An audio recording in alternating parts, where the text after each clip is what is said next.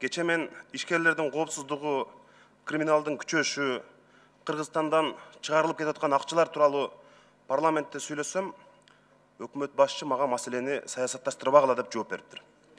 Урматтуу өкмөт башчы, бул проблемаларды мага жооп берип, мага актанып, мага далилдештин кереги жок. Ал элге жооп берсин, жарандарга жооп берсин. Мамлекетибиз күчтүү, биз силерди коопсуз кармайбыз. Биз силер үчүн бүт мыйзамды иштетип, силердин коопсуздугуңарды сактайбыз деп премьер-министр элге, жарандарга жооп берсин. Мага актангандын, далилдегендин кереги жок. Бул менин же өкмөт башчынын маселеси эмес, бул ошол жалпы жарандардын маселеси.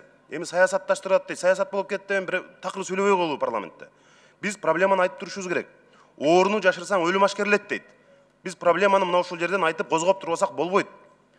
Биз оозубузду жыгычаң мына кечинде аэропорттон дагы бир ишкердин акча ташыган өзүнүн машинесинде багажында сөгү табылып атат. Биз биякта сүйлөп криминал кылмыш дүйнөсү баш көтөрдү деп атсак, айтып оозубузду жыгычаң дагы бир ушундай бир каргашалуу окуя болуп атат. Анан ушул жерде соттор, МВД, милиция кармап барып ошол кылмышкерлерди түрмөгө отургузгандан кийин 1-2 жылга жетпей чыгып кетип атат. Ошону сотторду дагы ишин контролдош керек деп ойлойм.